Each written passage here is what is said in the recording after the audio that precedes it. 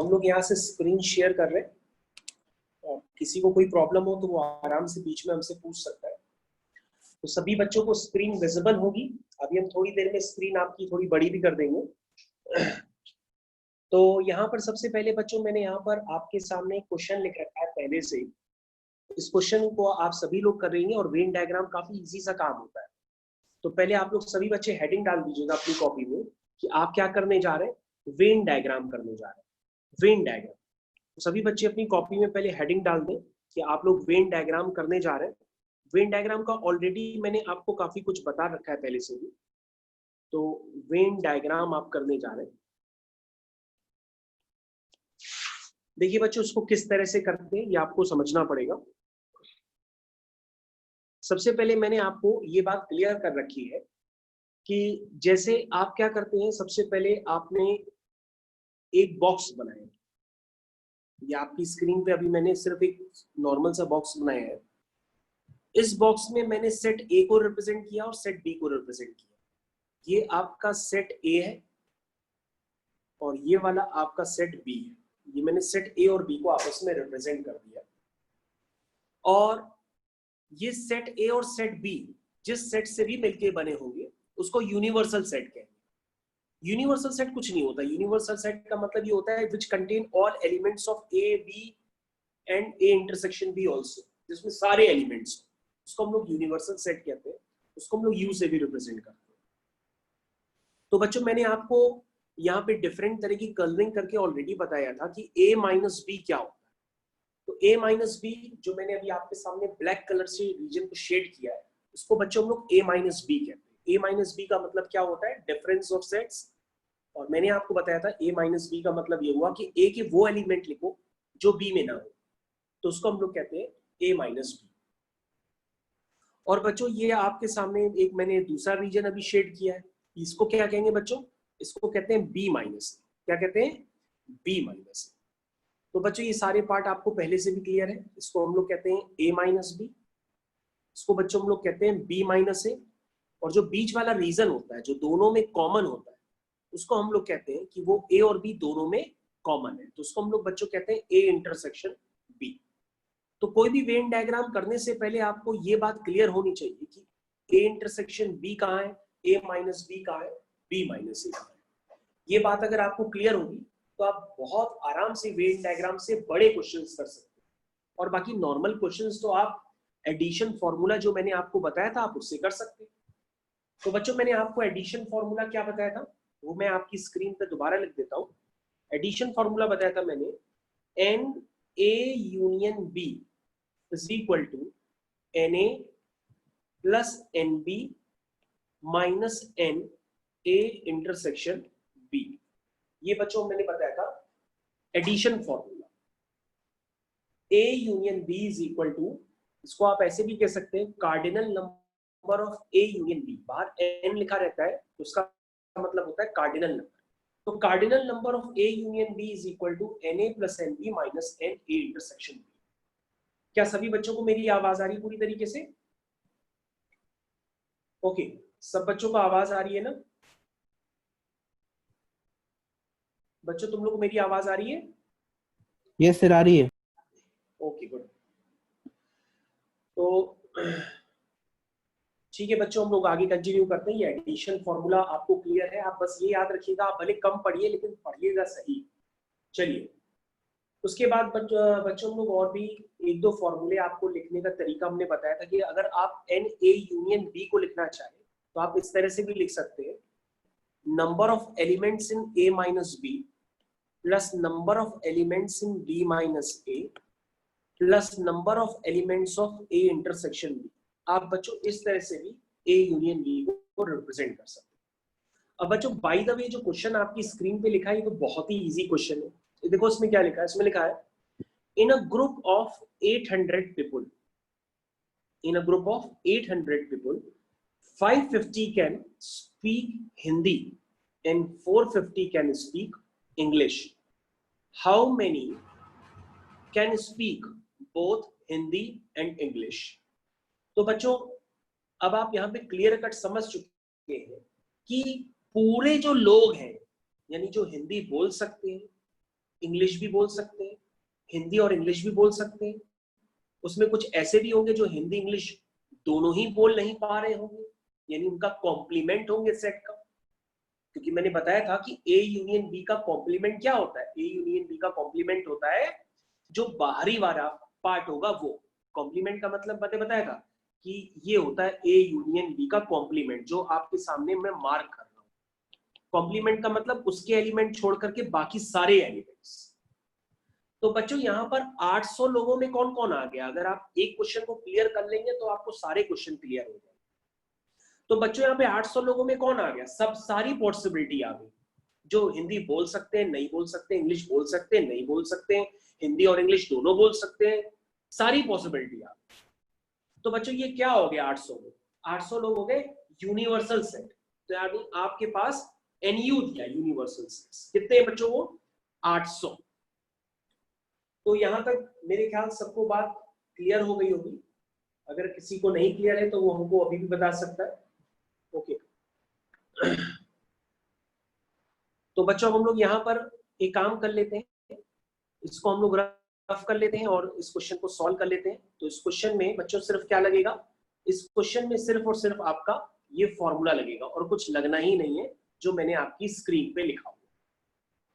ठीक है बच्चों, तो क्वेश्चन आप एक बार फिर से पढ़ लीजिए और आपका क्वेश्चन बहुत इजी लैंग्वेज में हो जाएगा। क्या लिखा है? In a group of 800 people 550 can speak Hindi and 450 can speak English. तो अब बच्चों यहाँ पे जो आपके सामने क्वेश्चन दिया है उसमें देखिए क्या गिवन है। 800 लोग हैं, उसमें से कुछ लोग आपके हिंदी बोल सकते हैं और कुछ लोग उसमें से इंग्लिश बोल सकते हैं। ठीक है, यानी आपके पास क्या गिवन है? ए यूनियन बी गिवन है। ठीक है ना, ए यूनियन बी। तो बच्चों मैंने आपके सामने ए यूनियन बी लिख दिया। तो ए यूनियन बी बच्चों आपका कितना है? 800। ओके, तो मैंने पहली वाली पॉसिबिलिटी को बच्चों ए मान लिया, दूसरी वाली पॉसिबिलिटी को बी मान लिया। तो बच्चों यहाँ पे ए यूनियन बी आपका कितना है? 800। अब बच्चों अब मान लो हिंदी बोलने वाले लोग ए हैं, तो नंबर ऑफ एलिमेंट्स इन ए कितने होंगे? वो होंगे 550। और नंबर ऑफ एलिमेंट्स इंग्लिश बोलने वाले लोग मान लो बी हैं, तो वो कितने लोग हैं? 450। इसका मतलब बच्चों यहाँ पर बात क्लियर हो चुकी है कि एन ए यूनियन बी पता है, एन ए पता है, एन बी पता है। आप सारी वैल्यूज इस एडिशन फॉर्मूले में डाल दीजिए, आपका आंसर तुरंत आ जाएगा। आप सारी वैल्यूज इसमें डाल दीजिए, आपका आंसर यहाँ पर निकल आएगा।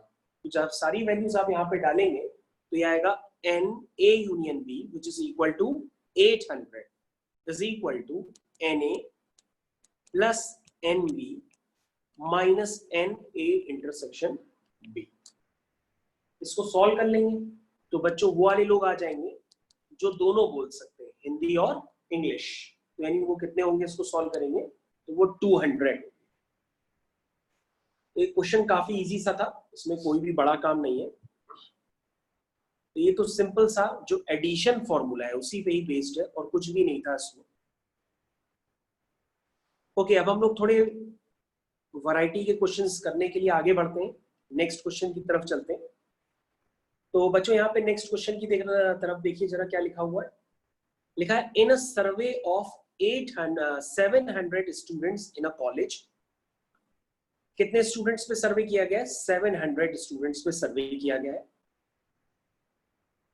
180 were listed as drinking Limca, 275 as drinking Miranda, and 95 were listed as both Limca as well as Miranda. Find how many students were neither Limca nor Miranda, यानी दोनों नहीं लेते। तो बच्चों यहां पर आप देखिए इस तरह का क्वेश्चन किस तरह से होगा। देखिए, तो बच्चों अगर इस तरह के क्वेश्चंस जब बड़े हो जाते तो देखिए आप उसको वेन डायग्राम से किस तरह से करें। तो बच्चों सबसे पहले आप ये देखिए कि आपके पास टोटल नंबर ऑफ स्टूडेंट्स कितने दिए? 700 दिए। अब सभी लोग हमारी स्क्रीन पे देखिए, जिन्होंने बिल्कुल जो लोग बिल्कुल नए हैं वेन डायग्राम में वो अब हमारी स्क्रीन पे देखना चालू करें। यहाँ पे बच्चों 700 स्टूडेंट्स हैं कॉलेज, यानी कि टोटल नंबर ऑफ स्टूडेंट्स ये कॉलेज में। 700 में से 180 लिस्टेड किए गए हैं जो लिम्का पीते हैं। तो बच्चों आपके सामने देखिए जो सर्किल बना है उसमें मैंने लिम्का के अंदर और मिरिंडा के अंदर नंबर ऑफ पीपल्स किस तरह से डाले हैं उसका डालने का एक तरीका होता है। सबसे पहले आप वो वाले एलिमेंट्स ले लीजिए दोनों में कॉमन, यानी जो लिम्का और मिरिंडा दोनों पीते हैं, तो वो कितने लोग हैं बच्चों? 95। तो वो हमने 95 यहाँ पे पुट कर दिया। अब बच्चों यहाँ पे क्लियर कट है कि जो लिम्का जो लोग पीते हैं वो कितने हैं? 180। तो बेटा 95 तो ऐसे लोग हैं जो दोनों पीते हैं, यानी 95 लोगों में लिम्का वाले भी हैं और मिरिंडा वाले, यानी लिम्का तो पीते ही है ना। तो यानी 180 स्टूडेंट्स में 95 तो हमको यही पता पड़ गए, बचे कितने? 85। क्योंकि 180 में से जब हम 95 माइनस करेंगे तो क्या आ जाएगा? 85। यानी बच्चों आपको क्लियर होना चाहिए, ये जो मैं आपके सामने मार्क कर रहा हूं अलग से ब्लू कलर, ये वाला सेट कौन सा हो गया? ये हो गया number of elements in L minus M। This is difference of sets, इसको कहते हैं L माइनस M। यानी बच्चों 85 लोग ऐसे हैं जो सिर्फ और सिर्फ लिम्का पीते हैं, मिरिंडा पीते ही नहीं है। ये बात सबको क्लियर है? उसके बाद यहां पे देखिएगा, यहां पर हम लोग के पास गिवन है कि 275 लोग मिरिंडा पीते हैं, लेकिन 95 उसमें से कॉमन है, दोनों लेते हैं, यानी मिरिंडा वाले 95 उसमें से कम कर दो, क्योंकि 275 में वो मिरिंडा वाले भी शामिल है। तो 275 में 95 माइनस कर दो, यानी बचे हुए कौन से एलिमेंट्स आ गए? जो बचे हुए हैं वो आपके पास आ गए number of elements in M minus L. M minus L बेटा कौन से एलिमेंट्स हो गए? जो सिर्फ मिरिंडा पीते हैं। तो सभी बच्चों को ये बात क्लियर होनी चाहिए कि सिर्फ मिरिंडा पीने वाले 180 लोग हैं, सिर्फ लिम्का पीने वाले 85 लोग हैं, दोनों पीने वाले 95 हैं। अगर हम बच्चों एन ए यूनियन बी निकालेंगे, मतलब एन एल यूनियन एम, तो बच्चों हमने उसका फॉर्मूला आपको बताया था, वो फॉर्मूला मैं आपकी स्क्रीन पे यूज करता हूं, तो यूनियन आपका आ जाएगा। तो यूनियन कैसे निकालेंगे? आप लिखेंगे एन एल यूनियन एम। कैसे लिखेंगे आप? लिखेंगे n L plus n M. क्या ये फॉर्मूला लगाएंगे? क्या आपको इंटरसेक्शन पता है कि दूसरा वाला भी लगा सकते हैं? आप कहेंगे सर जो आपने दूसरा वाला बताया था वो वाला लगेगा। क्यों? क्योंकि यहाँ पे नंबर ऑफ एलिमेंट्स हमको L के यानी L माइनस M के पता है, M माइनस L के पता है, और L इंटरसेक्शन M के पता है। तो अगर हम पहला वाला फॉर्मूला लगा देंगे तो पहला वाले फॉर्मूले से हमारा काम नहीं बन पाएगा। तो यहाँ पे बेटा L यूनियन M कितना आएगा बेटा? आप इसको लगाइए तो आएगा N L minus M plus N M minus L plus N L intersection M। तो बच्चों जब आप इसको लगाएंगे तो आप सारी वैल्यूज ऐड कर देंगे तो आपके पास ये वैल्यू ऐड होकर के आएंगी 360। ये वैल्यू आपके पास ऐड होकर के आएंगी 360। ये मैंने आपके सामने कर रखा है, ये 360 ही आएंगी। और बच्चों 360 वोल्ट तो वो लोग हो गए जो कुछ ना कुछ लेते हैं, मतलब उसमें से ऐसे लोग हैं ये 360 जो लिम्का लेते होंगे या मिरिंडा लेते होंगे या तो दोनों लेते होंगे। लेकिन बच्चों हमारे पास स्कूल में बच्चे कितने थे? टोटल 700 थे। अब 700 में से हमें वो बच्चे चाहिए जो कुछ भी ना लेते हो, यानी लिम्का भी नहीं और मिरिंडा भी नहीं। तो आप क्या करेंगे? 700 में से 360 माइनस कर देंगे। जैसे ही माइनस करेंगे आपका आंसर आ जाएगा 340। और ये ऐसे लोग होंगे जो नहीं लिम्का लेते होंगे नहीं मिरिंडा लेते होंगे। तो ये बेटा करने का तरीका होता है। तो मैं एक बार आप लोगों से पूछ लेता हूं कितने लोगों को क्लियर हुआ नहीं हुआ। ओके देवांश बेटा आपको क्लियर हुआ या ना क्वेश्चन कि वेन डायग्राम से हमने इसको किस तरह से किया है? यस। ओके आशी आपको क्लियर है बेटा? Yes sir. ठीक है, अगर किसी को नहीं क्लियर है तो वो हमको दोबारा बताएं, हम दोबारा समझा देंगे। बहुत आराम से धीरे धीरे चल रही है क्लास। ओके ये सबको समझ में आ गया तो हम आगे कंटिन्यू करते हैं। अब नेक्स्ट क्वेश्चन की तरफ चलें। अगर आप वेन डायग्राम के बिना करना चाहते हैं तो वेन डायग्राम के बिना भी एक मेथड हो सकता है। आप इस तरह से कर सकते हैं जैसे मैंने आपकी स्क्रीन पे किया हुआ है, ठीक है? आप इस तरह से भी कर सकते हैं, ये भी एक ऑल्टर मेथड होता है। लेकिन वेन डायग्राम ज्यादा आसान होता है, तो वेन डायग्राम से अगर आप करेंगे तो वो जल्दी हो जाएगा। ऑल्टर मेथड क्या होता है? भाई आप यूनिवर्सल सेट लिखेंगे, ये आपके सामने लिखा हुआ है। फिर यूनिवर्सल सेट के बाद आप लिखेंगे जो भी गिवन थे, कौन से गिवन थे इसमें, 180 लोग थे लिम्का वाले, लिम्का वाले लिखेंगे, फिर मिरिंडा वाले लिखेंगे, ठीक है। फिर इससे हम ए इंटरसेक्शन बी निकाल लेंगे, ठीक है। और अब क्या होगा, अब आप लिखेंगे कि आपको कौन से लोग चाहिए थे जो ना ही लिम्का पीते हो ना ही मिरिंडा पीते हो। तो इसका मतलब क्या चाहिए, A complement intersection B complement. A complement का मतलब ए क्या है, ए लिम्का पीने वाले लोग, तो ए कॉम्प्लीमेंट क्या होगा, लिम्का नहीं पीने वाले लोग। बी क्या है, मिरिंडा पीने वाले लोग, तो बी कॉम्प्लीमेंट क्या होगा, मिरिंडा नहीं पीने वाले लोग। अब हमें दोनों ही नहीं पीने वाले चाहिए, यानी हम दोनों का क्या लेंगे, इंटरसेक्शन। तो उस इंटरसेक्शन का जो फॉर्मूला होता है उसको डी मॉर्गन्स लॉ कहते हैं।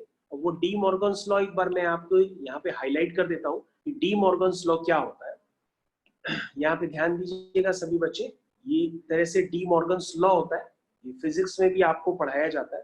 तो डी मॉर्गन्स लॉ कहता है कि A complement intersection B complement, क्या कहता है, वो कहता है A complement intersection B complement, ये ऊपर लिखा हुआ है, A complement intersection B complement is equal to A union B का whole complement. This is called De Morgan's law.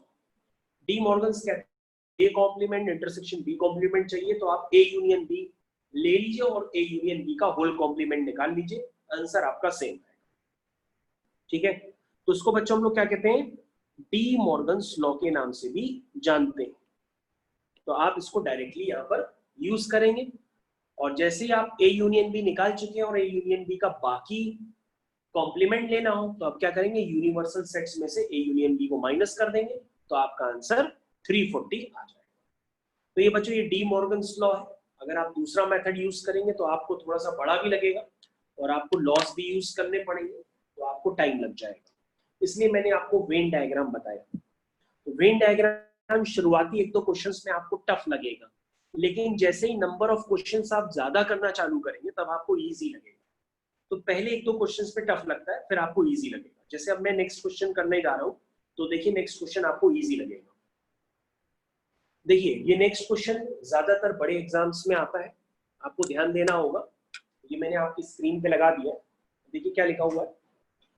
लिखा हुआ है in a survey of 25 students it was found that 15 had taken mathematics, 12 had taken physics and 11 had taken chemistry।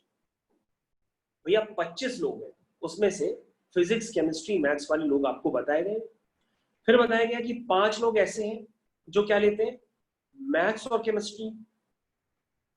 9 लोग ऐसे हैं जो maths और physics लेते हैं। 4 लोग ऐसे हैं जो फिजिक्स और केमिस्ट्री लेते हैं। 3 लोग ऐसे हैं जो तीनों सब्जेक्ट्स लेते हैं। तो बच्चों अगर आप इसको वेन डायग्राम से नहीं करेंगे, फॉर्मूले से करेंगे, तो आप फिर करने में आपको बहुत टाइम लग जाएगा और आपसे फिर वो हो नहीं पाएगा, आपका कॉन्फिडेंस भी हो जाएगा। तो बच्चों देखो, मैं आपके सामने सिर्फ जितनी स्पेस दी है उतनी ही स्पेस में इस क्वेश्चन को करने की कोशिश करता हूँ। तो ये देखिए मैंने आपके सामने एक बॉक्स बना दिया, और बॉक्स में बच्चों हम क्या करेंगे, यहाँ पर हम तीन तरह के हम सर्किल बनाएंगे, क्योंकि यहाँ पर 3 तरह के सब्जेक्ट्स हैं, एक है फिजिक्स, एक है केमिस्ट्री और एक है मैथ्स। तो ये आपके सामने ये डायग्राम मैंने बना दिया। तो बच्चों ये देखो डायग्राम आपको पूरी तरह से क्लियर होना चाहिए, और इस डायग्राम में बच्चों एक पार्ट ऐसा है जो तीनों में कॉमन है, क्योंकि मैंने बताया था स्टार्टिंग वहां से करते हैं जहां पर कॉमन है। तो बच्चों सबसे पहले इंडिकेट कर लो क्या है, फिजिक्स केमिस्ट्री। तो बच्चों टोटल बच्चे कितने हैं, 25 बच्चे। तो सबसे पहले यूनिवर्सल सेट की जगह आप 25 लिख लीजिए। ये देखिए यहाँ मैंने 25 लिख दिया, टोटल 25 लोग। ये 25 लोगों में हेरा फेरी हो गई। क्या लिखा है, 15 had taken mathematics, लेकिन हम स्टार्टिंग से करेंगे नहीं, हम तो आखिरी से करते हैं। तो सबसे पहले आपके पास है मैथ्स, फिर है फिजिक्स और फिर है केमिस्ट्री। ये मैंने तीनों बॉक्स इंडिकेट कर दिए।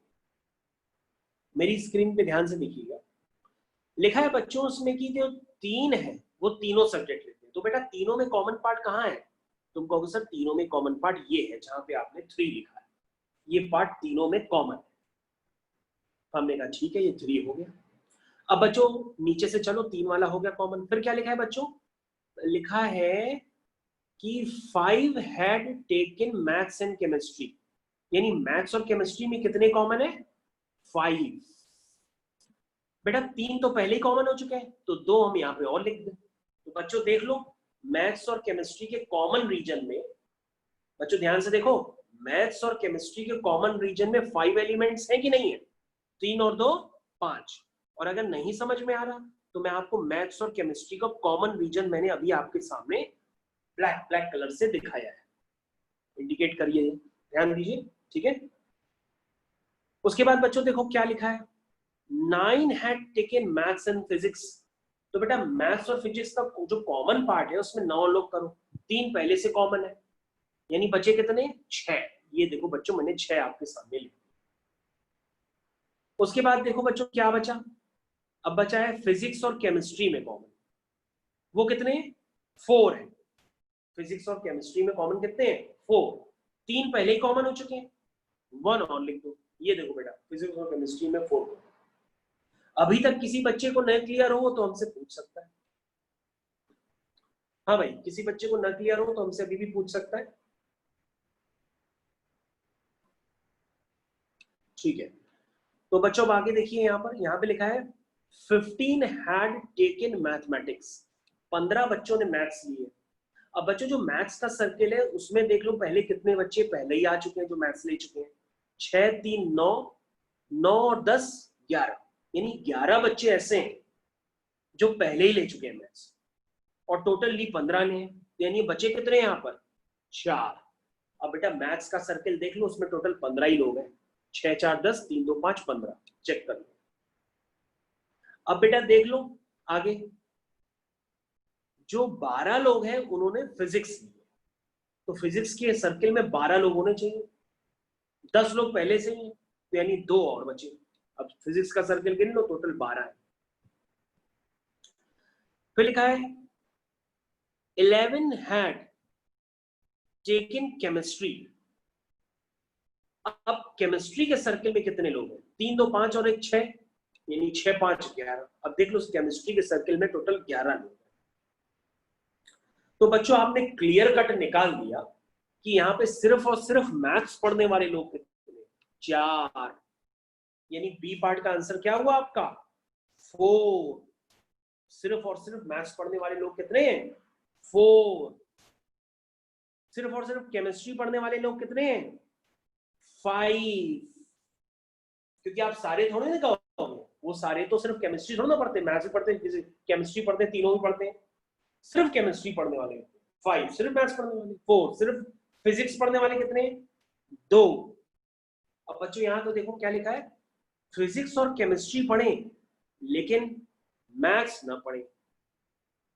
तो बच्चों फिजिक्स और केमिस्ट्री पढ़ें, तो फिजिक्स और केमिस्ट्री का कॉमन पोर्शन देखो तो तुम्हें क्लियर हो जाएगा। तो बच्चों फिजिक्स और केमिस्ट्री का अगर हम कॉमन पोर्शन देखते हैं तो देखो उसमें क्या है। ओके, पहले तो हम ये देखते हैं कि कितने बच्चों को यहाँ पे क्लियर है। ओके, सारे बच्चों को बताओ पहले, ये वेन डायग्राम आपको क्लियर है? मानसी क्लियर है बेटा? ऋषि, ऋषि मेरी आवाज आ रही है? Yes sir. ये बेटा क्वेश्चन क्लियर है किस तरह से मैंने वेन डायग्राम एक एक करके बना दिया? Yes sir. ओके,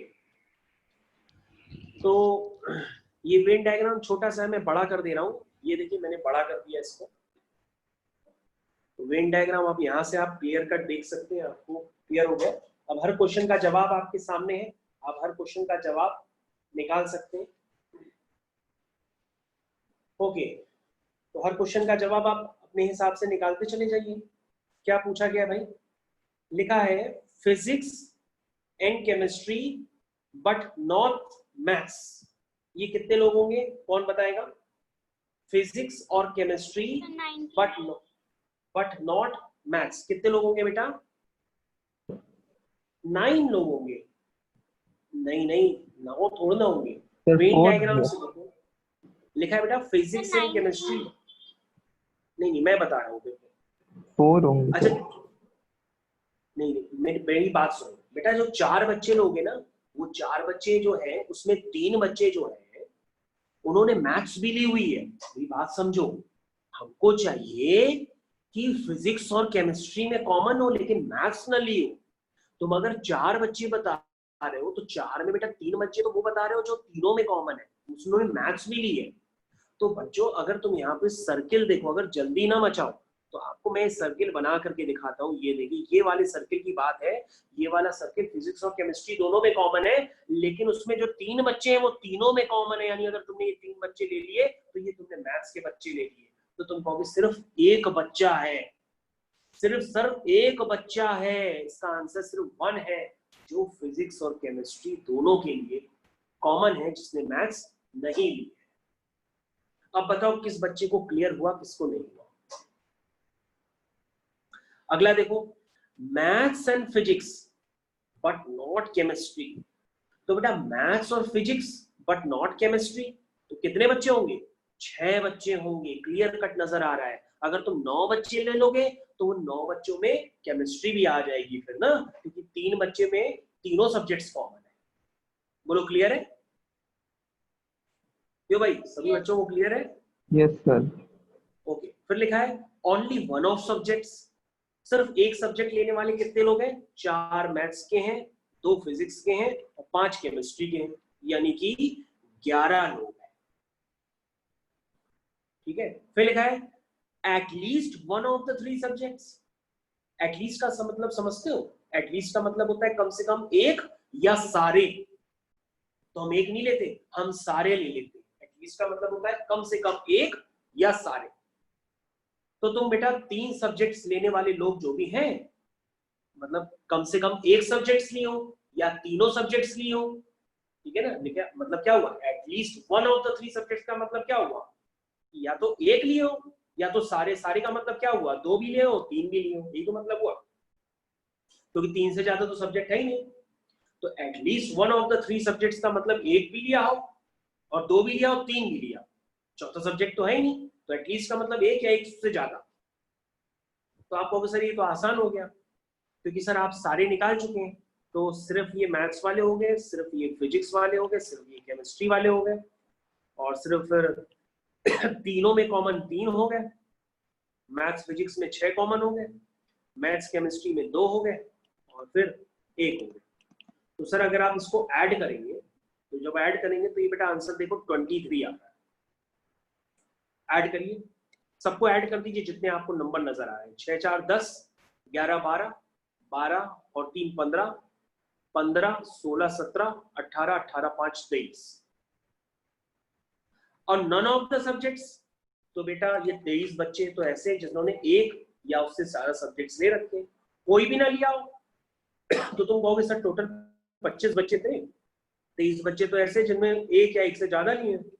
तो 25 में से सर 23 माइनस कर दीजिए तो आपका आंसर आ जाएगा 2 बच्चे ऐसे हैं जिन्होंने कुछ भी नहीं लिया है।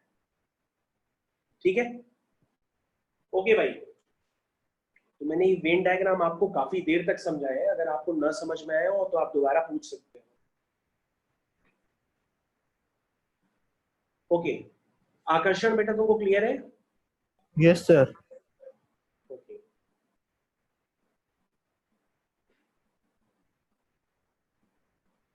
ओके बेटा आशी, तुमने बेटा 19 आंसर दिया था। बेटा 19 किसका आंसर है? 19 किसी का आंसर नहीं है। अगर तुम हमसे दोबारा पूछना चाहती हो तो हम तुमको दोबारा समझा No, देंगे। sir. No, sir. ओके, कोई बात नहीं।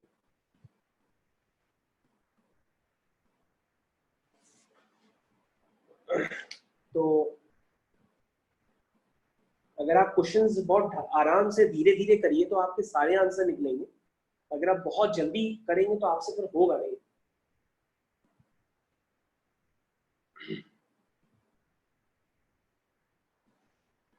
ठीक है, सभी बच्चों को ये पार्ट क्लियर है अच्छे से?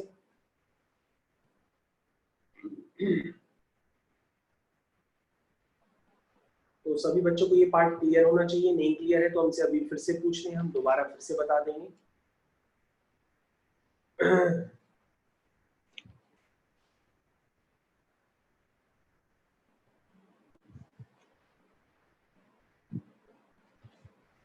हाँ भाई, सभी बच्चों को ये वेन डायग्राम वाला कंसेप्ट क्लियर है? Yes, sir. ओके, तो हम वेन डायग्राम के कंसेप्ट क्लियर तो है, लेकिन आपको हम फॉर्मूले फिर से एक बार लिखवा देते हैं। चलिए देखिए, वेन डायग्राम के फॉर्मूले कौन कौन से होते हैं। एडिशन फॉर्मूला तो मैं भाई कई बार लिखवा चुका हूँ, लेकिन चलो मैं एक स्टार्टिंग से लिखवा देता हूँ। मेरे साथ एक बार लिख लो ताकि आपको याद रहे, क्योंकि हमें लग रहा है आप लोग कहीं अटक ना जाओ दोबारा। चलिए मेरे साथ लिखना स्टार्ट करिए। If A, B and C, A, B and C are finite sets. If A, B and C are finite sets and U be the finite universal set. Universal set उसे कहते हैं जिसमें सारी पॉसिबिलिटी होती है, जो मैं आपको स्टार्टिंग में बता रहा था। देन थ्योरी में भी मैंने आपको बताया था यूनिवर्सल सेट क्या होता है। तो बेटा जितनी भी बन सकती है आइडेंटिटीज वो मैं आपके सामने यहाँ पे लिख देता हूँ। बल्कि स्क्रीन बड़ी कर, या स्क्रीन पूरी तरीके से अब देखिए बड़ी हो गई होगी। तो मैं यहाँ पे सारी आइडेंटिटीज आपके लिए लिख देता हूँ, बस आपको ध्यान से देखना है हमारी स्क्रीन पे, फिर आपको कोई कंफ्यूजन नहीं आएगा। तो पहली आइडेंटिटी है जो सभी लोग जानते हैं, n A union B is equal to n A plus n B minus n A intersection B. Next है n A union B is equal to n A plus n B भी होता है, लेकिन ये तब होता है जब A और B कैसे सेट हो, डिसजॉइंट सेट हो। When A and B are disjoint set, disjoint set आप समझते होंगे, मतलब जिनमें कोई भी एलिमेंट कॉमन ना हो। जब कोई भी एलिमेंट कॉमन नहीं होता है तो ऐसे सेट्स को डिसजॉइंट सेट्स कहते हैं। तो उसमें A इंटरसेक्शन B क्या हो जाएगा, एम्प्टी सेट हो जाएगा। तो सिर्फ एन ए यूनियन बी क्या होगा, n A plus n B. ठीक है, सभी बच्चों को क्लियर होगा यहाँ पे। और बच्चों अगर आपको एन ए माइनस बी में यानी डिफरेंस ऑफ सेट्स में अभी भी प्रॉब्लम है, तो आप इसको इस तरह से लिख सकते हैं कि नंबर ऑफ एलिमेंट्स ए में से ए और बी जो दोनों में कॉमन एलिमेंट्स हो वो माइनस कर दो, जिसको आप मैथमेटिकल लैंग्वेज में कुछ इस तरीके से एक्सप्रेस कर सकते हैं कि a माइनस बी अगर निकालना है तो a में से a और b के कॉमन एलिमेंट्स माइनस कर दीजिए। इसको आप बच्चों इस तरह से लिखना चाहें तो आप वैसे भी लिख सकते हैं कि n A minus B plus n A intersection B is equal to n A. इस तरह से भी लिख सकते हैं बच्चों। उसके बाद बच्चों अगर आप और लिखना चाहें और थ्योरी थोड़ी करना चाहें तो उसमें ये भी लिख सकते हैं। एक नई तरह की चीज है, जैसे अगर आपसे पूछा जाए एन ए, इसको कहते हैं delta B, n A delta B, इसका मतलब होता है number of elements which belong to exactly one of A और बी। मतलब अगर आप इसको समझना चाहें कि ए डेल्टा बी कहते किसे हैं, तो हम इसके लिए आपको वेन डायग्राम बना करके समझाते हैं। आप बगल में स्क्रीन में वेन डायग्राम देखिए और आराम से बैठिए, आपको हम समझा देते हैं। देखिए, तो ये मैंने आपके सामने दो सर्कल्स बना दीजिए, और फिर बनाने के बाद हमने यहाँ पे लिख दिया कि ये यूनिवर्सल सेट है और ये बच्चों ए है और ये है बी। तो बच्चों ए माइनस बी क्या हुआ, तो आप कहेंगे सर ए माइनस बी ये हुआ, बी माइनस ए क्या हुआ, वो ये हुआ। और ए माइनस बी, बी माइनस ए का या यूनियन ले लीजिए, उसमें जो नंबर ऑफ एलिमेंट्स होंगे वो क्या होंगे, उसको कहते हैं ए डेल्टा बी। क्या कहते हैं, ए डेल्टा बी। मतलब इसको कहने का मतलब होता है A minus B union B minus A. इसको हम लोग कहते हैं ए डेल्टा बी, या इसको क्वेश्चंस की लैंग्वेज में लिखा जाता है नंबर ऑफ एलिमेंट्स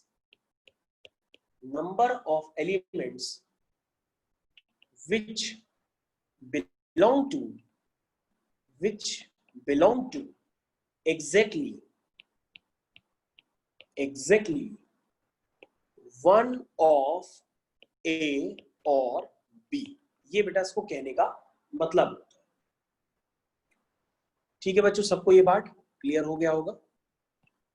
उसके बच्चों बाद मैंने आपको 3 वाला भी बताया था, 3 वाला भी आपको याद रखना पड़ेगा, क्योंकि अभी जैसे फिजिक्स केमिस्ट्री मैथ्स वाला था, अगर आप उसमें वेन डायग्राम नहीं यूज करेंगे तो आपको ये फॉर्मूला यूज करना पड़ेगा। ये मैंने आपको बता रखा है, ये होता है Na plus Nb plus Nc minus N A intersection B minus N B intersection C minus N A intersection C plus N। जब माइनस करेंगे तो तीनों से कॉमन पार्ट हट जाएगा, तो हम उसको ऐड कर देंगे जो तीनों में कॉमन होता है। तो ये बेटा ये भी आइडेंटिटी होती है। ये बस आपको क्लियर होना चाहिए कि किस तरह से लिखा जा रहा है। और बच्चों अगर आपसे कोई पूछ ले A complement union B complement, तो उसको हम लोग लिखते हैं A यूनियन B का। ध्यान दो बच्चों, मैं डी मॉर्गन्स लॉ 2 तरीके से लिखा जाता है, दोनों मैं एक साथ लिख देता हूं। सबसे पहले जो मैंने अभी बताया था पहले मैं उसको लिख देता हूं, फिर जो उससे बन जाता है वो फिर मैं दूसरा लिख देता हूं। तो सबसे पहले क्या होता है, जैसे कोई लिख दे number of elements in A complement intersection B complement, तो ये मैंने क्या बताया था, ये होता है number of elements A union B के होल कॉम्प्लीमेंट के बराबर होता है। और ये किसके इक्वल होता है, यूनिवर्सल सेट्स में से A यूनियन B को माइनस कर दो, हो गया। तो मैंने बच्चों अभी जो स्टार्टिंग में लिखा है इसको डी मॉर्गन्स लॉ कहते हैं, ये मैंने ऑलरेडी अभी आपको बताया कि डी मॉर्गन्स लॉ होता है। इसको बच्चों एक और तरीके से भी एक्सप्रेस कर सकते हैं कि करना बहुत आसान है, आपको करना ये है कि इंटरसेक्शन को यूनियन में और यूनियन को इंटरसेक्शन में कन्वर्ट कर दीजिए, वो भी डी मॉर्गन्स लॉ होता है। मतलब A यूनियन मतलब A complement union B complement is equal to n times A intersection B का होल कॉम्प्लीमेंट। दैट मींस क्या करेंगे आप, यूनिवर्सल सेट में से n A intersection B minus कर। तो बच्चों इसको भी हम लोग डी मॉर्गन्स लॉ कहते हैं। तो बच्चों मैंने एडिशन फॉर्मूले के सारे फॉर्मूले आपको लिखवा दिए जो ज्यादातर यूज होंगे। ठीक है बच्चों, क्लियर है आपको? मैंने आपको सारे फॉर्मूले एक जगह पे लिखवा दिए ताकि आपको कोई कंफ्यूजन ना आए।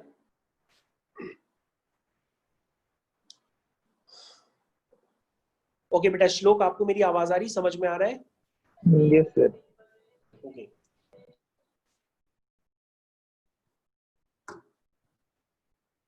तो ये बच्चों आपके मैंने सारे फॉर्मूले एक जगह पे लिख दिए हैं ताकि आपको कंफ्यूजन ना आए, कोई दोबारा आपको फॉर्मूले पता होने चाहिए।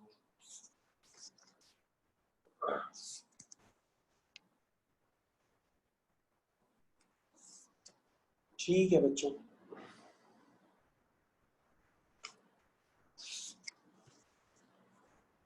तो बच्चों वेन डायग्राम से रिलेटेड क्वेश्चंस आपके जो एनसीईआरटी है उसमें भी दिए हैं, और मैंने आपको बेसिक मैथमेटिक्स का एक पैकेज शेयर किया है उसमें दिए हुए, तो आप उसको बहुत इजीली आराम से कर सकते हैं।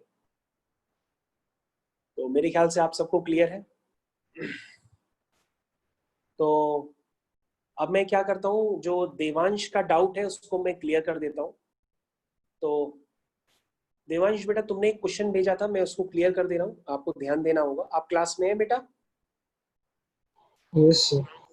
ठीक है बेटा, देखिए डाउट वो मैं क्लियर कर देता हूँ। तो बेटा आपका क्वेश्चन जो था वो आपने भेजा है सॉल्व, लिखा है x square minus mod of x minus 12 whole divided by x minus 3 whole divided by x minus 3 greater और इक्वल टू 2x। ये है बेटा आपका क्वेश्चन, यही है ना बेटा? हाँ सर। ठीक है बेटा। तो बेटा सबसे पहले मैंने बताया था अगर आपके क्वेश्चंस में मॉड आते हैं तो सबसे पहले देखा करिए मॉड किसके ऊपर है।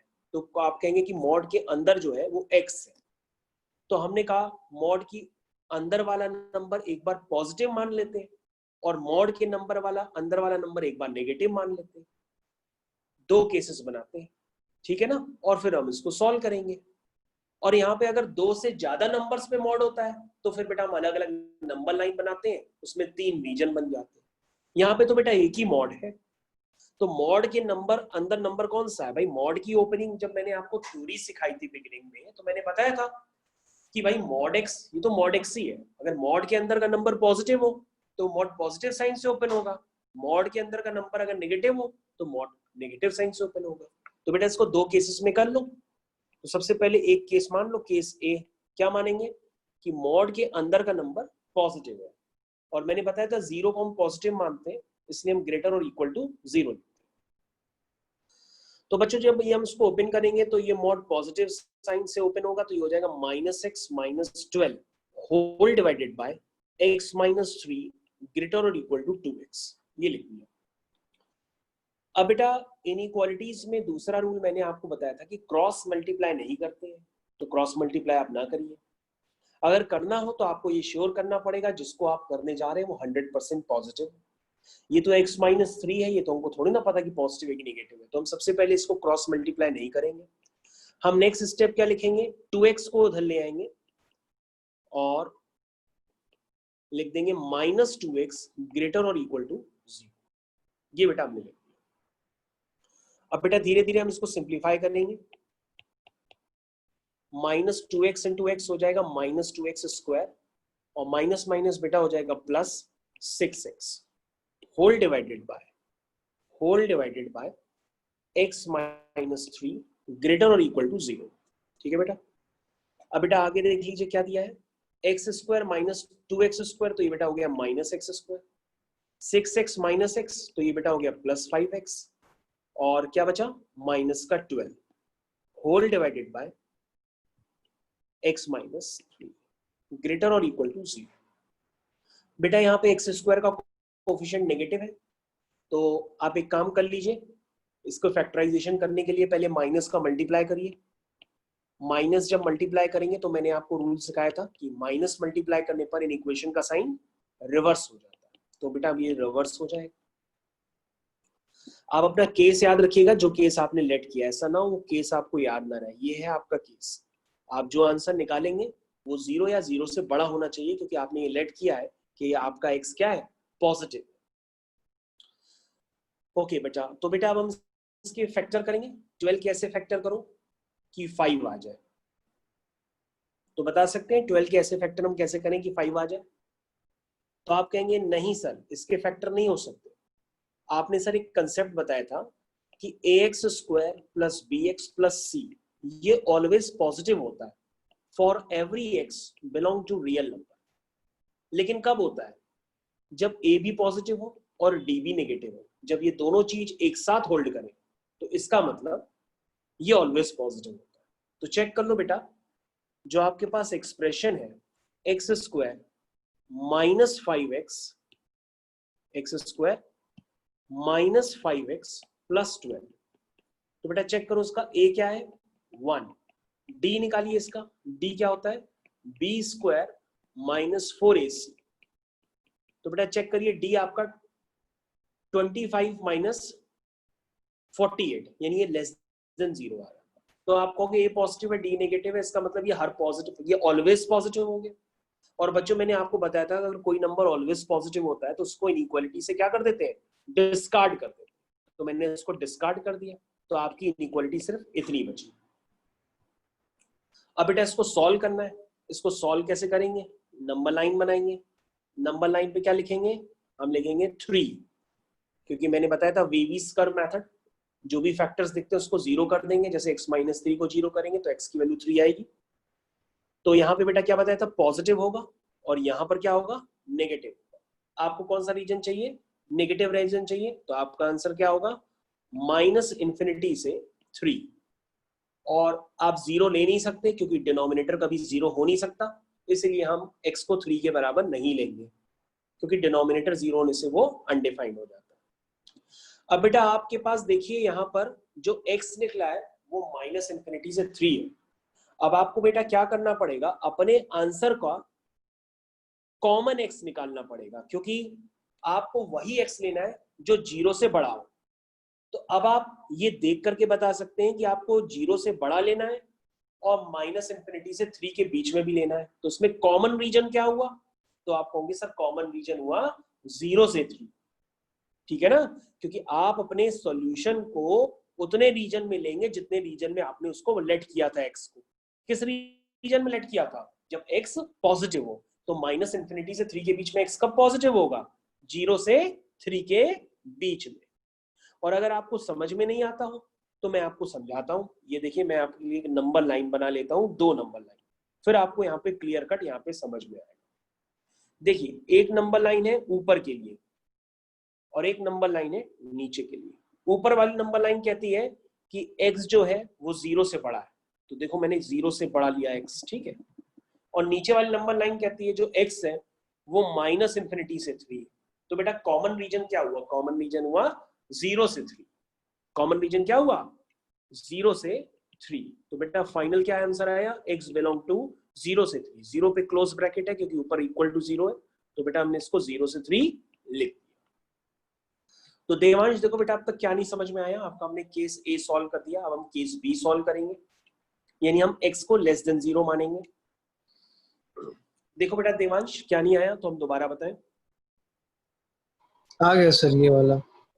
ओके, हम केस बेटा केस बी वाला सॉल्व करेंगे। अब हम केस बी लिखेंगे यहाँ पे, this is case B. Case B में बेटा अब हम x को पहले पॉजिटिव माना था, अब x को नेगेटिव यानी लेस देन 0।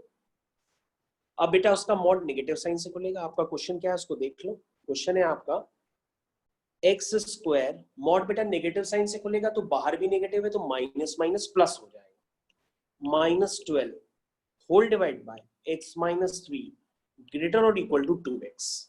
ठीक है बेटा। अब बेटा हम इसको आगे कंटिन्यू करेंगे तो ये हो जाएगा x square plus x, okay, -12 upon x - 3 -2x greater और इक्वल टू 0। ठीक है बेटा। अब हम इसको आगे करेंगे तो ये हो जाएगा x square plus x -12, cross multiply करेंगे तो बेटा हो जाएगा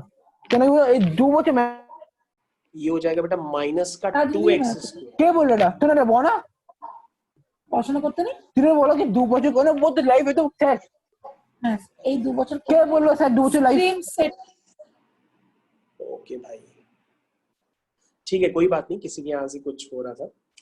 x square plus x -12 -2x square minus minus plus 6x। ठीक है, तो जिसको समझ में नहीं आया वो हमसे दोबारा आराम से पूछ सकता है। अपॉन x - 3 ग्रेटर और इक्वल टू 0। ये बेटा मैंने एलसीएम ले लिया है। अब ये हो जाएगा माइनस का x square, 6x plus x हो गया 7x -12 whole divide by x - 3 greater और इक्वल टू 0।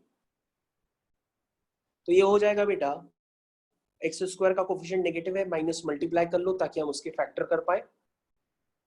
तो ये हो जाएगा माइनस मल्टीप्लाई करने से इन इक्वेशन का साइन रिवर्स होता है। अब बेटा न्यूमरेटर के हम फैक्टर तुम्हें कर देते हैं, 4 3 जा 12 होता है, तो उसको इस तरह से लिख दो और इसके फैक्टर कर लो। तो x - 4 x - 3 आएगा बेटा, इसको मैं तुम्हारे सामने लिख देता हूं। ये देवांश देखो बेटा ध्यान से, फैक्टर आ गया। ये हो गया x - 4 x - 3 whole divide by x - 3 less than equal to 0। तो बेटा एक फैक्टर तुम्हारा कैंसिल हो जाएगा, आएगा x - 4 less than equal to 0। ठीक है बेटा। अब बेटा जो तुम्हारा आंसर है वो तुम्हें आंसर उसमें वो वाला x लेना है जो x नेगेटिव। ठीक है, तो बेटा x लेस देन 0 हो और x less than equal to 4 हो, तो कॉमन x कौन सा होगा देवांश? -∞ से 0। यस बेटा, जो कॉमन होगा वो -∞ से 0 होगा। ठीक है, आपको समझ में आया? ठीक है, तो बेटा ये मैंने 0 बना लिया और ये 4 बना लिया। अगर किसी को समझ में नहीं आता है तो वो नंबर लाइन ड्रॉ करके बिल्कुल आसान तरीके से कर सकता है। तो ये क्या है बेटा? माइनस इन्फिनिटी से 0 के बीच में सोचा था आपने एक्स लेंगे, और आया क्या है, लेस देन इक्वल टू 4, ये आया। तो बेटा इसमें कॉमन रीजन क्या हुआ, वो हुआ लेस देन इक्वल टू 0। तो बेटा आपका आंसर हुआ यहाँ से लेस देन 0, ये बेटा इसका आंसर, ये बेटा इसका आंसर। अब बेटा फाइनल आंसर हम लिखते हैं। फाइनल आंसर क्या होगा देवांश, केस ए और केस बी का यूनियन, क्योंकि केस ए केस बी का यूनियन। तो बेटा केस ए का आंसर मेरे को ऊपर नजर आ रहा है, वो है x बिलोंग टू 0 से 3 यूनियन, केस बी का आंसर है लेस देन 0। लेस देन 0 का मतलब क्या होता है बेटा, लेस देन 0 का मतलब होता है माइनस इन्फिनिटी से 0, उसको ऐसे भी लिख सकते हैं, माइनस इन्फिनिटी से 0। तो बेटा ये आपका आंसर है। इसको आप इस तरह से भी लिख सकते हैं, माइनस इन्फिनिटी से 0 और 0 से 3, 0 इंक्लूडेड है। तो बेटा आप उसको ऐसे भी लिख सकते हैं, माइनस इन्फिनिटी से 3 भी लिख सकते हैं, चाहे आप ऊपर तरीके से लिख दीजिए, चाहे आप नीचे वाले मेथड से लिख दीजिए, बात एक ही है। तो बेटा ये आपका फाइनल आंसर आ गया देवांश।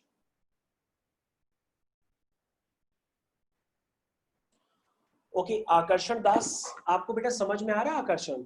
Yes sir. ओके पापा अभी बेटा तुम्हारे ऊपर चिल्ला रहे थे, क्या हो गया? नहीं सर, थोड़ा कभी होता रहता है सर। अच्छा होता रहता है, चलो ठीक है।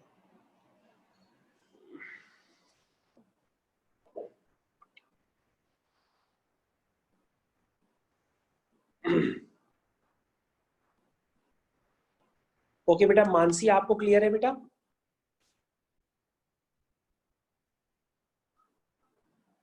ठीक है। आशी आपको क्लियर है ना? Yes, sir. ओके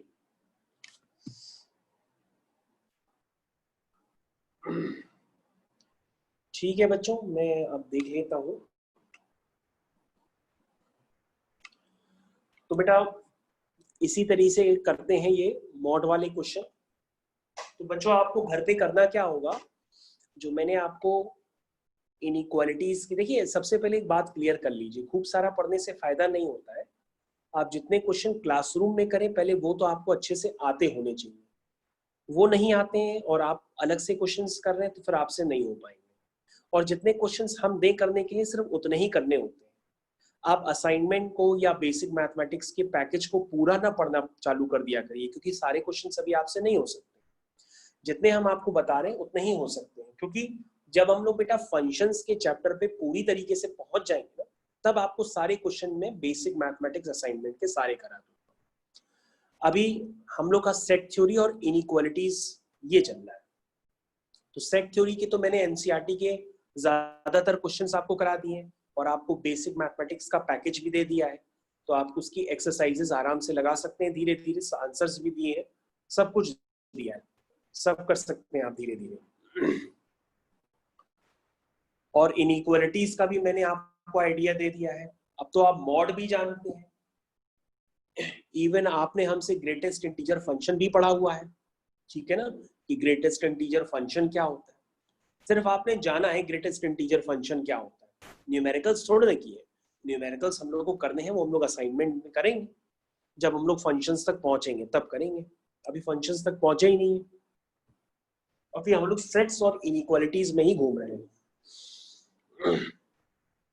फंक्शंस में आपको मॉड के खूब सारे क्वेश्चंस मिलेंगे, बहुत बड़े बड़े। ओके तो यहाँ तक सभी बच्चों को क्लियर है? अगर किसी को कोई डाउट है तो मेरे से वो अभी भी पूछ सकता है, मैं उसको दोबारा डिस्क्राइब कर दूंगा। किसी बच्चे को छोटा सा भी डाउट है तो वो हमसे बिल्कुल आराम से पूछ सकता है।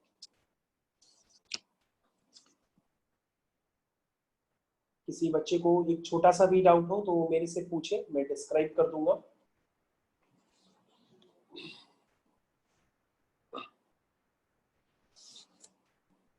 ओके किसी को कोई डाउट नहीं है, सब क्लियर है? ठीक है ओके अच्छी बात है भाई, क्लियर है।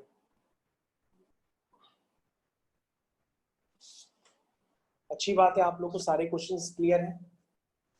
अब मैं आपके सामने एक क्वेश्चन रखना जा रहा हूँ, वो क्वेश्चंस आपको करना पड़ेगा और कोशिश करिएगा आप ही लोग करें, मेरे से मत करवाएं। तो ठीक है, हम लोग नेक्स्ट क्वेश्चन की तरफ चल रहे हैं और वो नेक्स्ट क्वेश्चन बेस्ड है आपके वेन डायग्राम पे। तो वेन डायग्राम पे क्वेश्चन बेस्ड है। आप वेन डायग्राम से ना करना चाहें तो ऐसे भी कर सकते हैं, जैसे आप करना चाहें। तो अगर आप क्वेश्चन लिखना चाहें तो लिख सकते हैं, there are 200 individuals with a screen disorder. मैं क्वेश्चन लिख देता हूं, देयर आर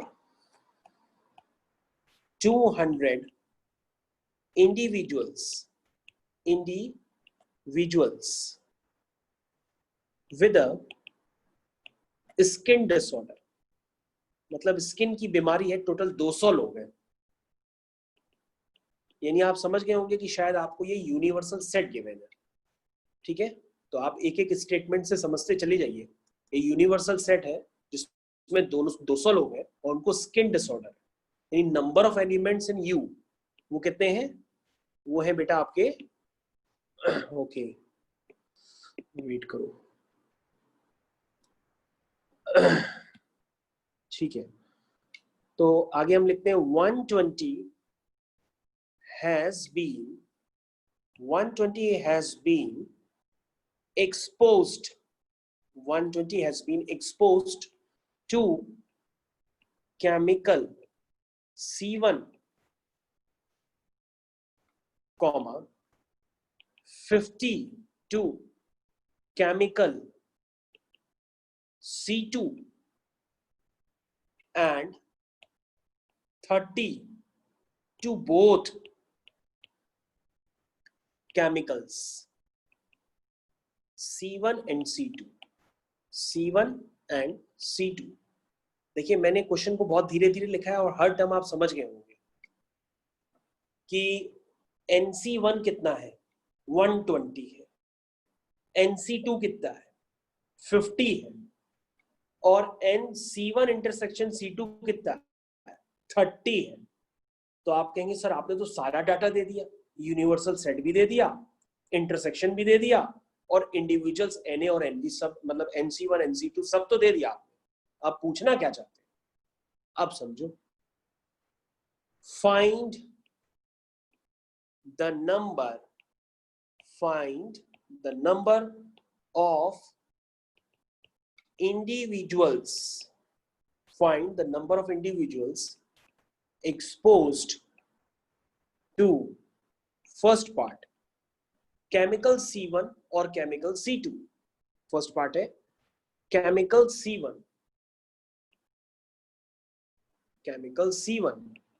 और chemical C2। ये आपका फर्स्ट पार्ट है। यानी फर्स्ट पार्ट का बच्चों क्या मतलब हुआ? और का मतलब बच्चों क्या बताया जाता है? और का मतलब होता है यूनियन, और एंड का बच्चों मतलब क्या होता है? इंटरसेक्शन। तो मतलब पहले केस में आपको क्या निकालना है? N of C1 union C2। Second part chemical C1 but not chemical C2। यानी अब आप समझ गए होंगे सेकेंड पार्ट क्या है। सेकेंड पार्ट है बच्चों, आपको N A माइनस बी निकालना है, क्योंकि C1 हो लेकिन C2 ना हो, तो इसका मतलब क्या हुआ? N A माइनस बी, यानी कि N of C1 minus C2। तो बच्चों आपको लैंग्वेज क्लियर होनी चाहिए। फिर लिखा है chemical C2 but not chemical C1। यानी अब बच्चे आप क्या निकालेंगे? आप निकालेंगे N ऑफ B माइनस, यानी कि NB में से NA इंटरसेक्शन B माइनस कर देंगे। तो जिन बच्चों को समझ में आ गया होगा वो मेरे को आंसर अब बता सकते हैं, क्योंकि मैंने क्वेश्चन करते करते आपको बता दिया कि करना कैसे है। चलिए आंसर बताइए। अफान, आकर्षण, आशी, देवांश, मानसी, ऋषि, श्लोक। सर फर्स्ट पार्ट का 140 है। फर्स्ट पार्ट का 140 आंसर है, गुड। सेकंड पार्ट का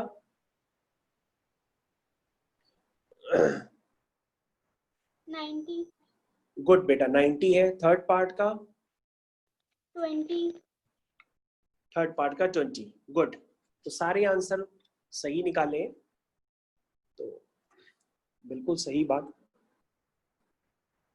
इसका मतलब आपको कुछ तो समझ में आया है कि वेन डायग्राम के क्वेश्चंस करने कैसे होते हैं, मैथमेटिकली कैसे करेंगे, सब बातें आपको क्लियर होनी चाहिए। तो पहला पार्ट करने के लिए आप सिंपल सा ये फॉर्मूला लगाएंगे, this is NA plus NB minus NA intersection B। तो ये हो जाएगा बेटा 120 प्लस 50 माइनस 30 दैट इज 140। कितना छोटा था? जिसका आंसर नहीं आया हो बिल्कुल हमारी स्क्रीन पे बेटा आप देखना चालू कर दें। फिर निकालना था C1 बट नॉट C2, इसका मतलब हम कहते हैं A minus B. A minus B का मतलब क्या होता है? इसको बेटा ऐसे भी लिख सकते हैं NA इंटरसेक्शन B कॉम्प्लीमेंट, इसको इस तरह से भी लिख सकते हैं, that is equal to NA minus NA minus B। इसको बेटा अगर हम सॉल्व करेंगे तो आएगा 120 minus 30 which is equal to 90। और बेटा जब हम थर्ड पार्ट सॉल्व करेंगे तो वो आएगा NB माइनस A, मतलब कि C2 माइनस C1। इसको बेटा अगर हम लिखना चाहें तो हम ऐसे दूसरी लैंग्वेज में भी लिख सकते हैं, लेकिन जरूरत नहीं है बेटा। तो इसको हम क्या लिखेंगे NB minus NA intersection B। तो ये हो जाएगा बेटा 50 माइनस 30। 50 माइनस 30 कितना होता है? 20। तो ये मैंने पूरा क्वेश्चन सॉल्व कर दिया है और आपको बहुत ही बढ़िया तरीके से डिफरेंस ऑफ सेट्स क्लियर कर दिया है कि डिफरेंस ऑफ सेट्स को किस तरह से पढ़ा जाता है।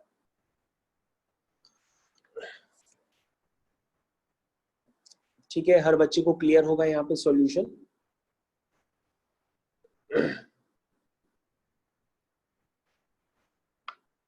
सारे बच्चों को सॉल्यूशन क्लियर है? Yes sir. Yes sir. Good.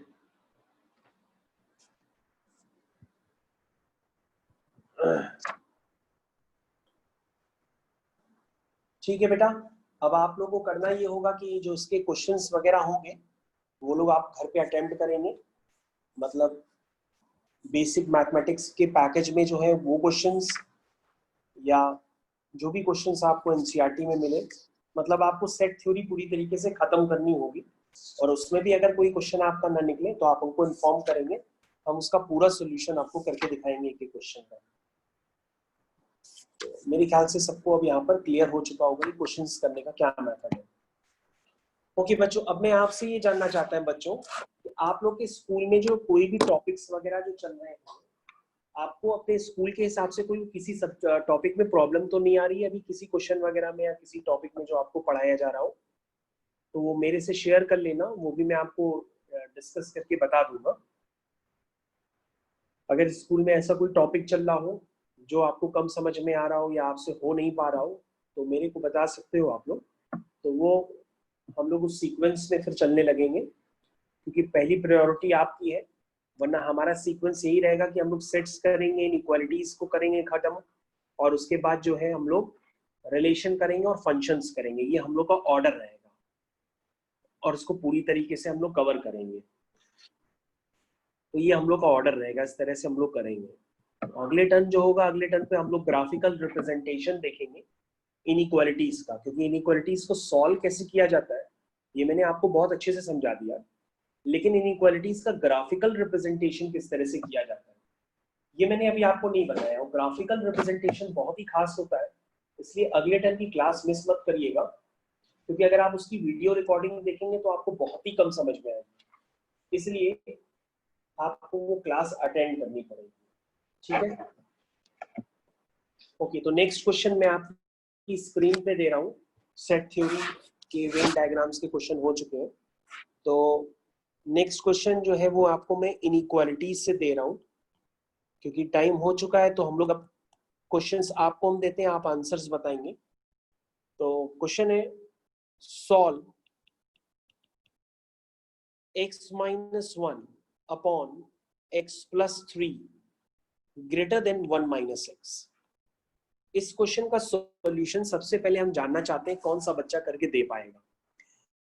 x minus 1 whole divide by x plus 3 greater than 1 minus x. इस क्वेश्चन का सॉल्यूशन देखिए, पहले कौन बताता है? अफान बताता है, आकर्षण, आशी, देवांश, मानसी, ऋषि, श्लोक। मेरे को लग रहा है आशी बता लेगी जल्दी। देवांश भी बता सकता है। देखिए कौन बताता है। मैं तो तुम लोग की आवाज के आधार पर बता रहा हूं, जिसकी आवाज ज्यादा आती है। तो किसी का आंसर आया?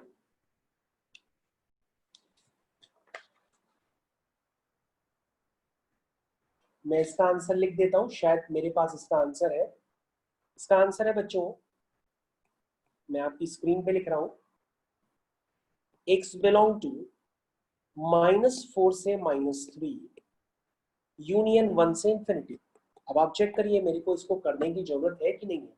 अगर जरूरत है तो बताइए, हम करें।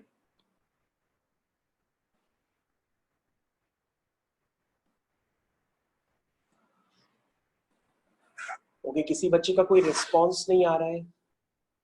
इजी क्वेश्चन है, अब तक हो जाना चाहिए था। जिसने सारे लेक्चर्स अटेंड किए होंगे वही वो क्वेश्चंस कर सकता है। जिसने कोई भी एक लेक्चर छोड़ा होगा तो उसको कंसेप्ट नहीं क्लियर होंगे। इनइक्वालिटीज में क्रॉस मल्टीप्लाई नहीं करते हैं।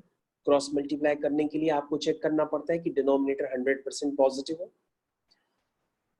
तो पॉजिटिव नंबर अलग से दिखाई देते हैं, वो 2 4 5 6 होता तो 100% पॉजिटिव होता, लेकिन x+3 है इसलिए क्रॉस मल्टीप्लाई नहीं करेंगे। You're done.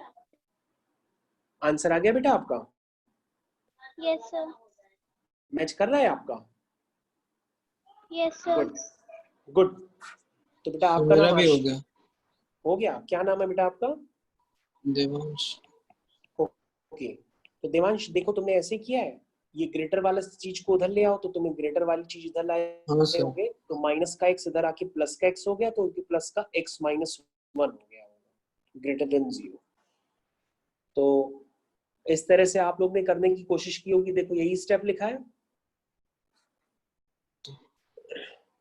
सभी बच्चों ने ऐसे ही स्टेप लिखा है ना। Yes, अब हम sir. इसका क्या लेंगे? एलसीएम लेंगे। तो एलसीएम लेंगे तो एलसीएम में x+3 आएगा, ऊपर x-1 आ जाएगा, plus x-1 into x+3 greater than 0। तो x-1 x+3 इसको मैं अलग से लिख देता हूं, तो ये हो जाएगा x² plus 3x minus x minus 3। तो ये हो गया x² प्लस 2x माइनस 3। और ये किससे ऐड होगा? ये ऐड होगा x-1 के साथ, ये ऐड होगा, whole divide by x+3 greater than 0। ये तो ये हो गया बच्चों x², 2x प्लस x हो गया 3x, और -3 -1 हो गया -4 whole divide by x+3 greater than 0। अब मैं आपको एक एक स्टेप करके दे रहा हूं, इसलिए मैं ये भी कर देता हूँ। 4 1 जा 4, तो ये हो जाएगा 4 1 जा 4, ये मैंने लिख दिया। x कॉमन लिखेंगे, x+4 -1 x+4, इसके फैक्टर आगे बेटा x+4 x-1। जिसका नहीं हुआ वो ध्यान से देखे, बिल्कुल भी ओवर कॉन्फिडेंस में ना आए कि घर पे हो जाएगा वो हो जाएगा, ऐसा कुछ भी नहीं होता है। आप कम पढ़िए, सही पढ़िए, मन से पढ़िए, ज्यादा पढ़ने से कुछ भी नहीं होता है। चलिए देखिए, मैंने आपकी नंबर लाइन अरेंज कर दी है। नंबर लाइन अरेंज करने के बाद मैंने आपको बताया था कि हर फैक्टर को 0 कर देते हैं, तो जब 0 करेंगे तो उनको इंक्रीजिंग ऑर्डर में अरेंज करेंगे, -4 -3 1। तो कैसे अरेंज होगा बेटा? यहाँ पे प्लस आएगा, फिर जंप करेंगे तो माइनस आएगा, फिर जंप करेंगे तो प्लस आएगा, फिर जंप करेंगे तो माइनस आएगा, है ना। अगर आपको दो तरह से कर्व बनता है, आप ऐसे बनाना चाहें ऐसे ही बन सकता है, कई लोग दूसरे मेथड से बनाते हैं, वैसे भी बना सकते हैं। कई लोग ऐसे बनाते हैं, देखो दो तरीके होते हैं बनाने के, ये ऐसे ऊपर नीचे ऐसे चलते चले जाते हैं। तो उसको हम लोग कहते हैं कि जो नीचे होता है वो माइनस वाला पार्ट होता है, और जो ऊपर होता है वो प्लस वाला पार्ट होता है। बस ऐसे आप समझ लीजिए, नीचे जो होता है वो माइनस वाला पार्ट हो जाता है, ऊपर वाला पार्ट प्लस का होता है। ऐसे भी बना सकते हैं। तो इसीलिए हम इसको वेवी कर्व मेथड कहते हैं, क्योंकि इसमें वेव बनती है। मैंने आपको बताया था ना, साइन एक्स का ग्राफ, कॉस एक्स का ग्राफ, वो ऐसी वेव कोई तो फॉलो करता है। अब बच्चों आपको कौन सा आंसर चाहिए? पॉजिटिव आंसर चाहिए। तो पॉजिटिव आंसर क्या है बच्चों? वो क्लियर कर दिख रहा है, वो है x बिलोंग टू -4 से -3 यूनियन 1 से इंफिनिटी। अपना आंसर चेक करिए, आंसर मैच कर रहा है आपका। किसी को ना क्लियर हो तो वो मेरे को तुरंत बताए, मैं दोबारा बताऊंगा। हाँ भाई, कोई ऐसा बच्चा जिसको नहीं क्लियर हो वो हमको बता सकता है।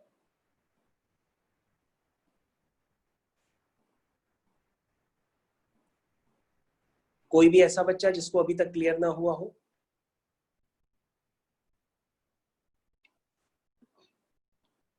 ठीक है, मैं नेक्स्ट क्वेश्चन देने जा रहा हूं और नेक्स्ट क्वेश्चन देने के बाद फिर मैं क्लास ओवर कर दूंगा। लेकिन नेक्स्ट क्वेश्चन का आंसर आप लोग को निकालना है, आप लोग निकालेंगे जल्दी से। नेक्स्ट क्वेश्चन है बच्चों आपके लिए, वो है 5x - 2 होल डिवाइड बाय, ध्यान से देखिएगा, मैं क्वेश्चन करने जा रहा हूं, सभी बच्चे ध्यान से देखिए, मैं देने जा रहा हूं। क्वेश्चन है 5x - 2 whole divide by 3 minus bracket 7x - 3 whole divide by 5 greater than x by 4। एक क्वेश्चन ये है, और दूसरा क्वेश्चन है बच्चों 1/x² लेस देन 4। ये दो क्वेश्चन, ये दो क्वेश्चन है, मैं दोनों के सॉल्यूशन आंसर्स भी लिख देता हूं, दोनों के आंसर्स हमको आपसे चाहिए।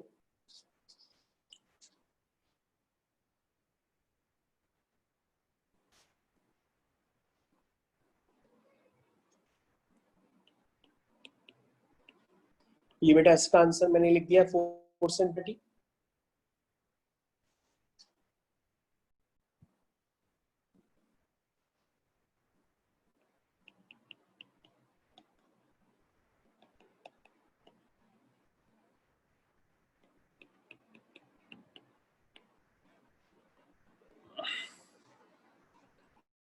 ये बेटा मैंने लिख दिया है दोनों के आंसर्स। और इसी के साथ फिर हम लोग क्लास ओवर कर देंगे।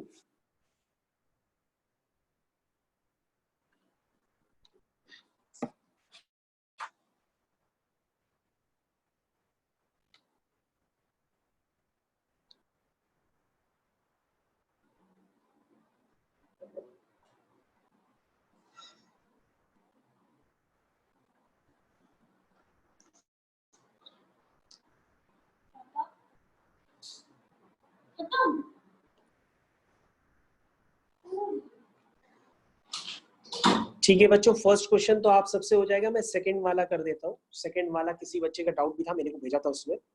1/x² -4 लेस देन 0, पहले ऐसे लिखेंगे, क्रॉस मल्टीप्लाई नहीं करते इनइक्वालिटी में। जिसने सॉल्यूशन भेजा था उसने क्रॉस मल्टीप्लाई कर रखा था, इसलिए उसका गलत है। क्रॉस मल्टीप्लाई इनइक्वालिटी में नहीं करते, बहुत बार बता चुके हैं। तो इस तरह से हो गया। उसके बाद बेटा क्या बताया था, इसके फैक्टर कर सकते हैं, इसको लिख सकते हैं बेटा फैक्टर करके 2x का होल स्क्वायर, यानी हो जाएगा 1 + 2x 1 - 2x whole divide by x² less than 0। ठीक है बेटा। अब बेटा मैंने बताया था कि x का कोफिशिएंट कभी भी नेगेटिव नहीं होना चाहिए। बच्चों मेरी बात ध्यान से सुनना, x का कोफिशिएंट नेगेटिव हो गया है न्यूमरेटर में, तो हम क्या करेंगे, न्यूमरेटर में माइनस मल्टीप्लाई कर देते हैं एक ब्रैकेट में, तो ये 1 - 2x से 2x - 1 हो जाएगा, और माइनस मल्टीप्लाई करते ही इक्वेशन का साइन रिवर्स हो जाता है। तो बच्चों मैं क्वेश्चन को दोबारा फिर से लिख देता हूं ताकि आपको क्लियर हो। ये क्वेश्चन मैंने लिख दिया है, नीचे मैं लिखता चला जा रहा हूँ। x² को आप लिख सकते हैं x - 0 का होल स्क्वायर ग्रेटर देन 0, आप इस तरह से भी लिख सकते हैं। अब बच्चों आप एक नंबर लाइन यहाँ पे अरेंज कर लीजिए, देखिए मैंने आपके लिए एक नंबर लाइन अरेंज कर दी है, और आप अपनी टेक्निक्स को याद करिए। आप कहते थे कभी भी इवन पावर के फैक्टर्स होते हैं, जैसे x - 2 का होल स्क्वायर, x - 5 का होल स्क्वायर, x - 0 का स्क्वायर। तो सर इवन पावर वाले फैक्टर्स को हम लोग इनइक्वालिटी से क्या करते हैं, डिस्कार्ड करते हैं। क्या करते हैं, डिस्कार्ड कर देते हैं। तो बच्चों आपकी इनइक्वालिटी क्या बची, सिर्फ 2x + 1 2x - 1 ग्रेटर देन 0। और डिस्कार्ड करने के बाद लास्ट में उसको क्रॉस चेक भी करते हैं, ऐसा तो नहीं हमने उसको डिस्कार्ड किया और उसका आंसर हमारे आंसर में आ गया। चलिए तो बेटा हम क्या करेंगे, डिस्कार्ड कर दिया, अब हम क्या करेंगे, अपनी इनइक्वालिटी जो है इसको सॉल्व करेंगे, दोनों को जीरो करेंगे तो एक बार -½ आएगा और एक बार +½ और बच्चों जैसे मैंने आपको पैटर्न बताया था वो पैटर्न फॉलो करेंगे, ऊपर नीचे भी कर सकते हैं, ऊपर ऊपर भी कर सकते हैं, इस तरह से मैंने आपको बताया था, प्लस फिर माइनस फिर प्लस, प्लस माइनस प्लस। तो बच्चों आपका कौन सा आंसर है, पॉजिटिव रीजन वाला, तो पॉजिटिव रीजन बच्चों आपका आंसर आ गया है। आप क्या लिखेंगे, x बिलोंग टू -∞ से -½ यूनियन ½ से इंफिनिटी। अब बच्चों चेक करो आपने किसको हटाया था, x - 0 का होल स्क्वायर, यानी उसका क्रिटिकल पॉइंट क्या था, 0 था। आप चेक करो आपके आंसर में 0 तो नहीं आ गया है। तुम कहोगे अगर आंसर में 0 आ गया हो तो, अगर बेटा आंसर में 0 आ जाएगा तो उसको आपको रिमूव करना पड़ेगा, क्योंकि अगर डिनोमिनेटर 0 बन गया, मतलब अगर x 0 बन गया तो ये फंक्शन अनडिफाइंड हो जाएगा, क्योंकि मैंने आपको कई बार बताया है कि डिनोमिनेटर कभी भी 0 नहीं होना चाहिए। लेकिन बाय द वे यहाँ पे डिनोमिनेटर 0 है ही नहीं, क्योंकि x 0 आ ही नहीं रहा है इसमें, क्योंकि -½ से ½ के बीच का इंटरवल एक्सक्लूड कर दिया है, मतलब है ही नहीं इसमें, ऑटोमेटिक नहीं है। तो बेटा यही आपका फाइनल आंसर हो गया, ये आपका फाइनल आंसर हो गया, और जिसको हमने डिस्कार्ड किया था वो हमारे आंसर में आ नहीं रहा है, इसलिए हम उसको रिमूव करने की जरूरत है नहीं, 0 पहले से नहीं आ रहा है। तो बच्चों अगर किसी को अभी भी कोई समस्या हो तो वो हमको बताएं, और इससे पहले वाला क्वेश्चन सबसे हो गया होगा।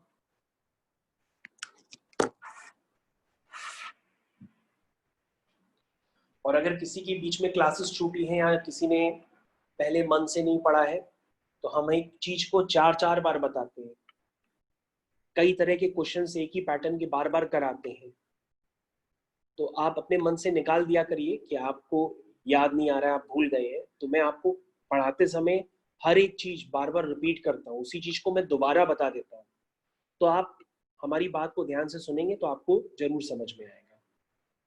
बाकी ये तो मैंने आपको आज एक और चीज बताई, उसको मैं दोबारा बता देता हूँ। मैंने आपको ये बताया कि आप इस तरह से भी बना सकते हैं कर, जैसे मैंने बनाया था प्लस फिर माइनस फिर प्लस, ऐसे भी कर सकते हैं, है ना, इस तरह से ही बताया था कर सकते हैं, या आप जैसे मैंने आज एक नया पैटर्न बताया वैसे भी कर सकते हैं। कैसे, ऐसे लाइक दिस, जैसे मैं आपके सामने बना रहा हूँ, चाहे वैसे कर लीजिए चाहे वैसे कर लीजिए, ऐसे भी कर सकते हैं, क्योंकि बेटा ये दोनों मेथड्स आपके कोर्स में है। दोनों मेथड्स अगर आपको कहीं बुक में दिखे तो आप कंफ्यूज वगैरह ना होइएगा, जो मैंने इसलिए बता दी कि आपको बुक्स वगैरह में सब दिखेगा, तो दोनों एक ही मेथड होते हैं, उसमें कंफ्यूजन मत करिएगा। तो बस इसको वेवीज कर मेथड कहते हैं, प्लस माइनस करके चलता चला जाता है, प्लस से स्टार्टिंग होती है। ओके बच्चों, तो मैं आपसे सबसे पूछ लेता हूँ, किसी को कोई समस्या हो, आकर्षण, आशी, देवांश, मानसी, ऋषि, श्लोक, किसी को कोई problem? No sir. Okay no sir.